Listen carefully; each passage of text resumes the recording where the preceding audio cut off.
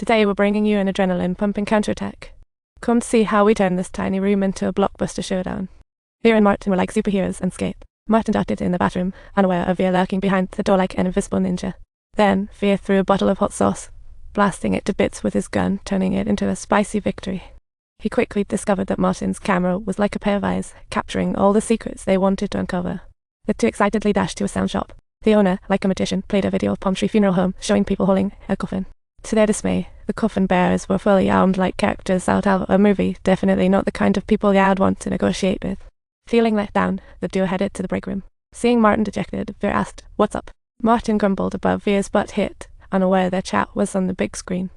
"When you dragged me back, I thought you were showing off your muscles, not taking a tumble." "What do you mean by taking a tumble?" This guy just spilled his guts all over the place.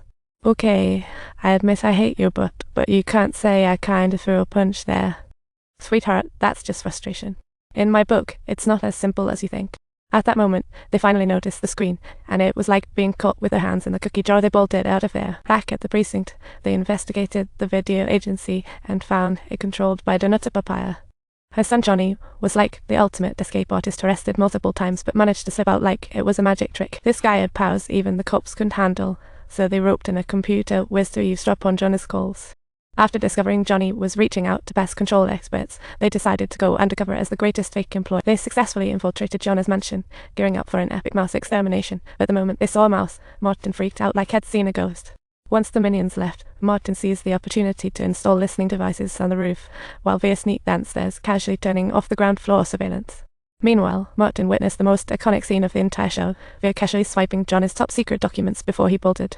As Johnny met with partners, dust fell, and he blamed the mouse, unaware of a high-stakes action scene filmed at home. Eventually, Vera was discovered, and the duo had to make a mad dash for their lives, looking surprisingly cool amid a hail of bullets. They miraculously escaped again like rabbits on the run, but Johnny's mood soured the instant he heard the news. Back at the precinct, the computer was pieced together the notes Vera brought back, spotting a delivery called Dixie 7.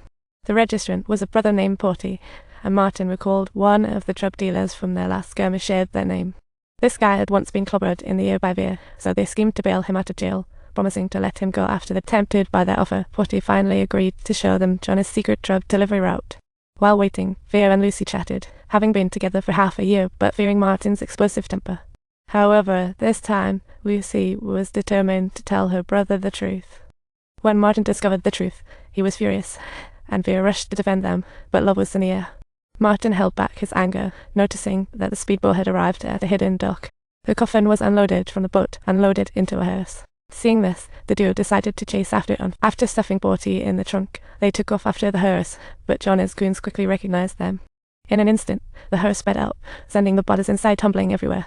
Upon hearing the news, Johnny immediately ordered his men to deal with. They snuck into a nearby office, which was cleared out by Johnny's men disguised as cops before they could react. They ended up back where the hearse was. When they found the hearse, it was completely empty, leaving them no choice but to return to the scene. The coroner revealed that the transported bodies were all hollow. Clearly, they were using them to transport goods. At that moment, they suddenly heard a noise coming from the adjacent car, which startled them, and they abruptly realized that Porty was still stuffed in the trunk.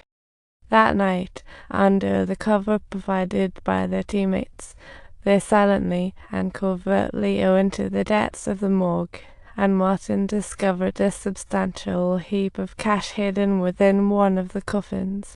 Vera pulled out 2 bags of drugs, but the revolting smell made Martin crave water. Desiring a sip of water, he inadvertently swallowed 2 pills with it, and on their way back, his behavior took a turn for the bizarre. He rambled incoherently while caressing the interior of the car as they approached the chief's house, eager to report in. At that moment, Vera realized that Martin might have swallowed those pills. Beware not to hurl. Don't lose yourself, and remember to show the chief what you've got once we're inside.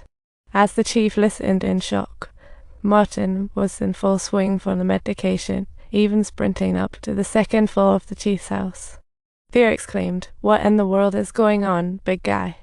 "Him selling corpses." "What I mean, selling corpses." "Oh, let's see."